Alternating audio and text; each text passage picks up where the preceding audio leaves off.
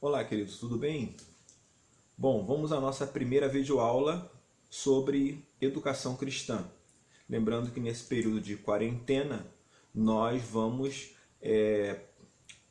tratar das nossas aulas, dos nossos temas aqui no nosso campo virtual no Google Classroom, tá certo? Então, a nossa primeira aula hoje vai falar sobre fundamentos históricos da educação. E eu quero começar com uma pergunta, ok?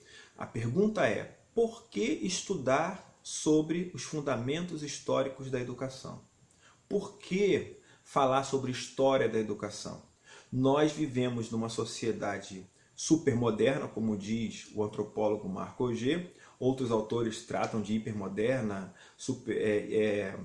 hipermoderna, pós-moderna, não importa. Estou trabalhando com o Marco Augé para você entender o termo que ele dá, que é supermoderno. Então, estamos numa sociedade supermoderna, ok? Que tem uma forma própria de ser, de lidar com o mundo. Né? Os indivíduos que estão inseridos na sociedade, nós temos também uma forma muito própria para lidar com o mundo. E às vezes nós temos a ideia de que a história ela se refere somente ao passado. Ok? E se a gente trata a história como algo que se refere ao passado, não há muito sentido você trabalhar, por exemplo, a história da educação. Por quê? Porque se você entende que história se refere somente ao passado, né, você vai simplesmente estar lendo relatos retrospectivos, tratando de assuntos ultrapassados, que necessariamente não se aplicam ao mundo que a gente vive hoje. Né? Mas essa é uma concepção de história ultrapassada. Essa é uma concepção de história mais fundamentada no final do século XIX e início do XX, ok? Porque já próximo a meados do século XX, a história passou a ser problema. Né? Você precisa analisar, você precisa perguntar, você precisa questionar. E outra coisa, toda a história é uma história contemporânea. Então, por mais que a gente procure fazer uso do passado, a gente recorre ao passado para responder questões que estão diretamente relacionadas ao presente, à nossa vida hoje.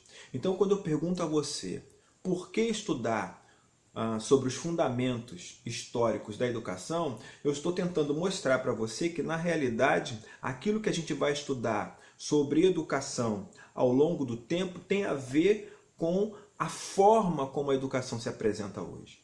Entende? Então, as nossas perguntas são perguntas que emergem do nosso cotidiano, que emergem do presente e não simplesmente do passado. A gente recorre ao passado para compreender a atual conjuntura, para compreender o formato que nós temos hoje. Então é importante para nós que estamos estudando educação cristã compreender como chegamos a esse desdobramento, a esse formato que nós temos. Vou te dar um exemplo para você poder perceber o que eu estou falando, ok? Quando a escola dominical surgiu, ela surgiu para atender uma demanda social, ok? A escola dominical ela surgiu para poder ensinar pessoas da cidade a ler. E o material que era utilizado para proporcionar isso, para trazer esse desenvolvimento, era a Bíblia. Então a escola era dominical, certo? Porque fazia com que as pessoas aprendessem a ler e melhorassem suas condições sociais a partir da Bíblia. Entende? Então a escola dominical, ela nasce para fora, ela não nasce para dentro. Mas se você for pensar na nossa escola dominical hoje, a escola dominical ela é uma escola voltada para os membros da igreja. É uma escola voltada para o ensino de doutrina aos membros da igreja. Não é uma escola produzida para a comunidade, para os que são de fora. Então, quando foi que isso mudou? Entende? Quando foi que a igreja deixou de usar o seu ensino dentro de um formato escolar para as pessoas que não conhecem a Jesus, simplesmente para usar esse momento como fortalecimento daqueles que já são de Jesus. Entende? Então você recorrer ao passado te faz compreender e responder perguntas que estão diretamente relacionadas ao presente. Entende? Então, veja bem, Eu quero começar nessa primeira videoaula com um pouco de teoria, ok? Eu quero dar uma fundamentação teórica para aquilo que eu vou tratar, ok? Para você poder entender bem por que eu estou enfatizando a importância de você estudar os fundamentos históricos da educação. Então, estou trazendo um autor para você, que é um antropólogo e etnólogo francês chamado Marc Augé. O Marc Augé escreveu várias obras ao longo de sua carreira acadêmica, né? É um autor que está vivo ainda, não morreu, ok? Tem vários livros dele, gosto muito dos livros do Marc Augé, né? Mas eu quero destacar dois. O primeiro destaque que eu vou dar a você é um livro que ele escreveu em 2007, né? Chamado Não Lugares, Introdução a uma Antropologia da Supermodernidade, né? Não Lugares. Esse livro ele é importante porque ele discute basicamente a relação do indivíduo com o espaço que ele vive. Entende? Alguns espaços para ele são relacionais, né? São portadores de identidade. Outros espaços são portadores de identidade temporária, né? E pessoas que ocupam os mesmos espaços podem partilhar de uma determinada identidade, de uma determinada relação durante um período e depois que essa objetividade passa, cada um volta para o seu canto. Aí ele vai definir o que seria um não lugar, né? Então essa é a primeira obra que é importante porque ele discute questões próprias do momento que nós estamos vivendo hoje, relacionada à cultura, relacionada ao indivíduo e a forma como ele se relaciona com o espaço e o espaço se relaciona com ele. Ok?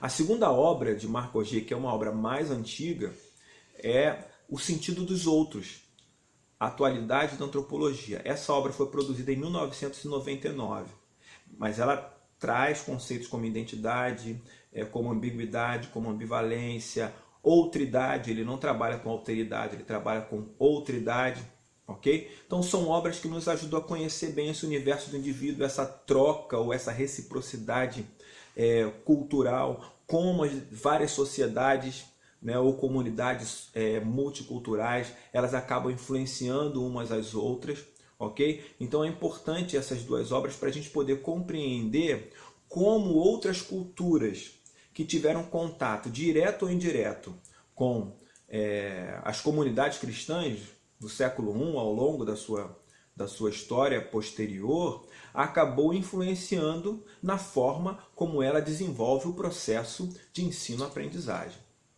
Ok? Então essa é a aplicação que eu estou fazendo da obra do Marc Augé.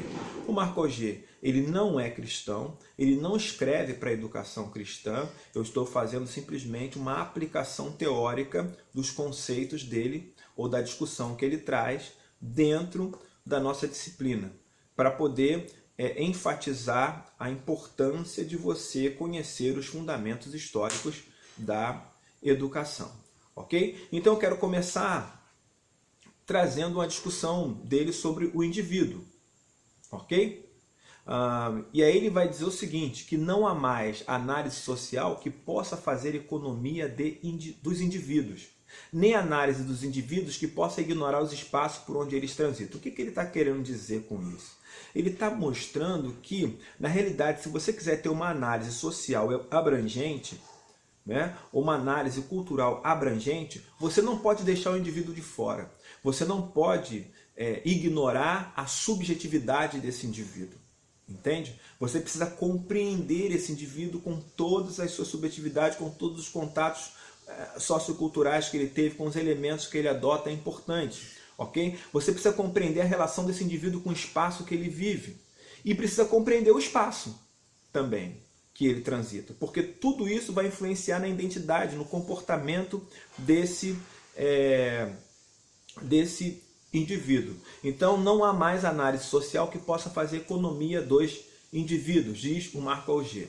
Ok? Outra coisa, ele vai tratar a experiência do fato social como uma experiência duplamente concreta e duplamente completa.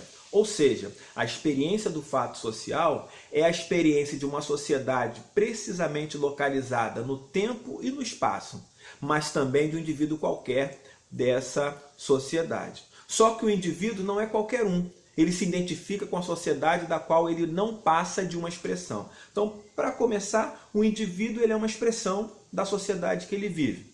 Ok? Isso é importante. Ele se identifica com essa sociedade. E outra coisa que é importante também, a experiência que ele tem não é uma experiência só dele, mas uma experiência de outras pessoas também que transitam no mesmo espaço. É uma experiência localizada no tempo e no espaço, mas é uma experiência também plural, ok? Na realidade, o Marco Aurélio vai dizer que esse indivíduo ele é a expressão de uma cultura, né? Ele é a expressão de uma realidade sociocultural, certo? E essa realidade ela precisa ser considerada como um todo.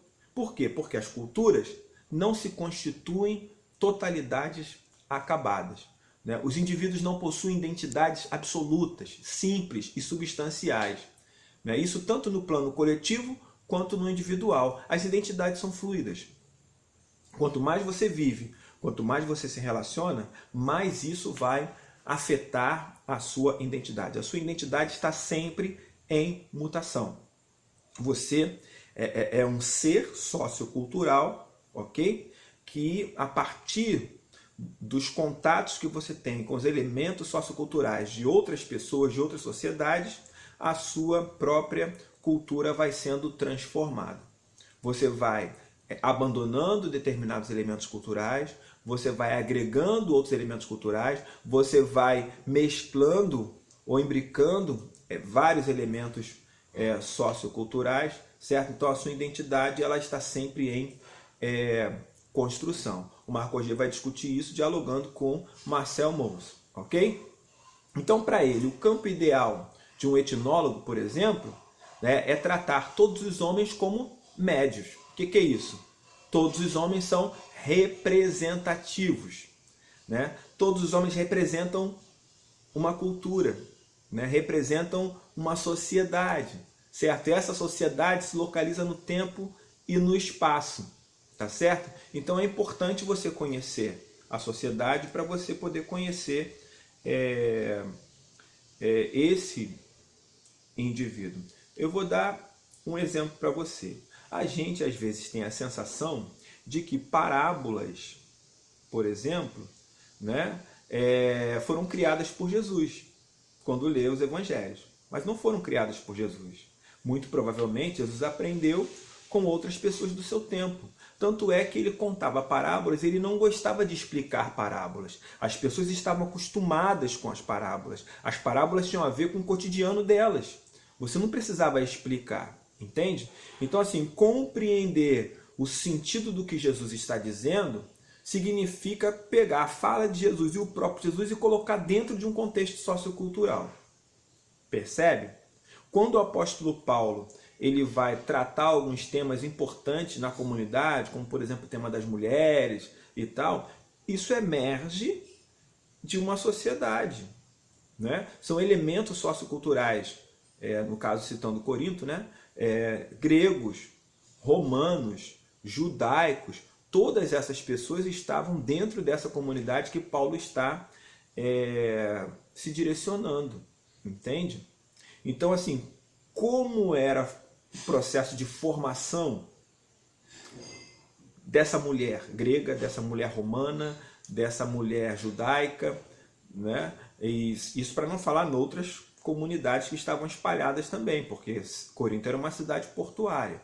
Então, assim, você compreender esse contato e esse universo significa você ter uma leitura mais abrangente, ok?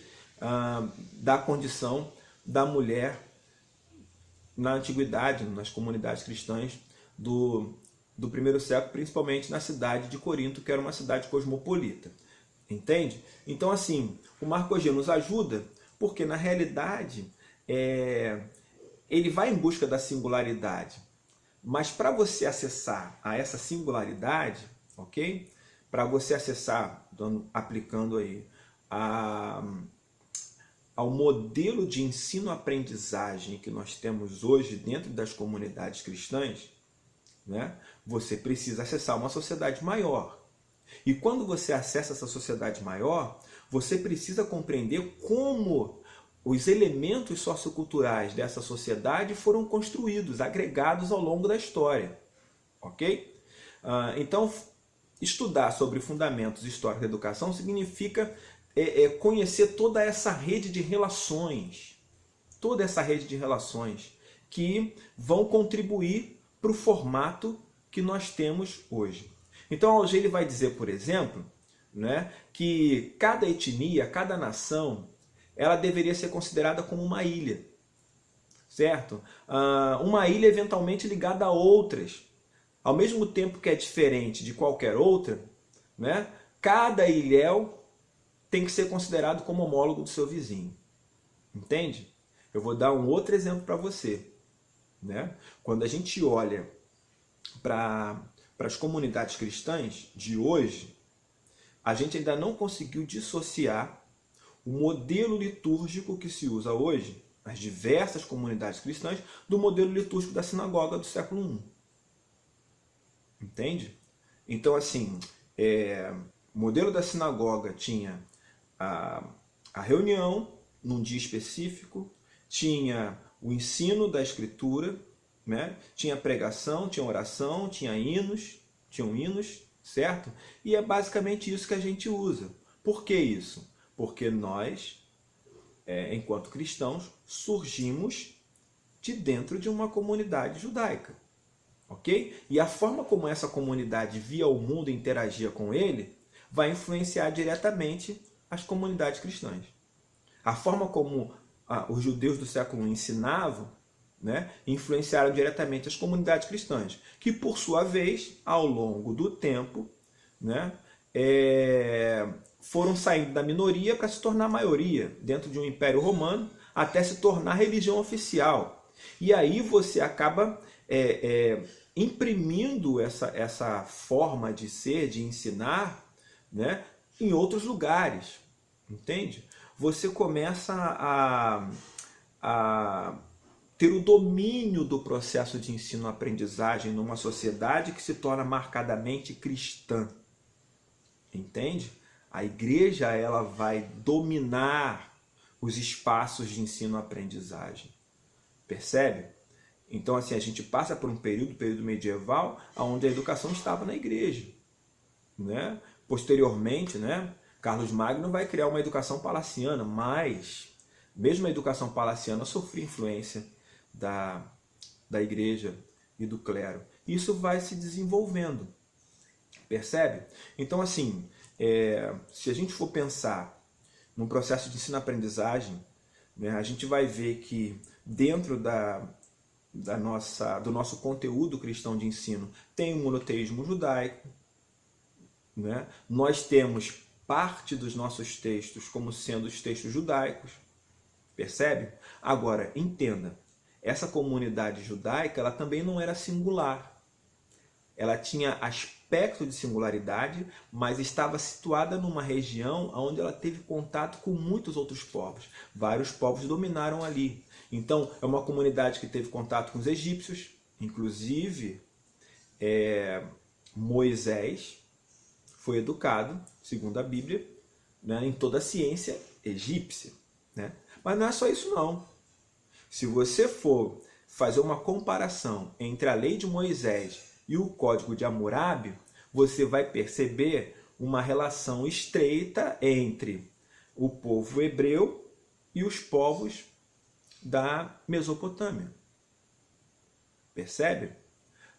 Então, assim, nós temos dentro dessa comunidade judaica que teve contato com vários outros povos, nós temos vários processos de ensino-aprendizagem que foram agregados, né? Nós temos influência caldeia, influência babilônica, influência egípcia, influência persa, influência grega, influência romana, ok? Nós temos vários tipos de sociedades que acabaram influenciando na formação dessa sociedade judaica, né? E que posteriormente vai influenciar também na sociedade cristã, resguardadas as devidas proporções. E olha que o sentido inverso também é real, ok?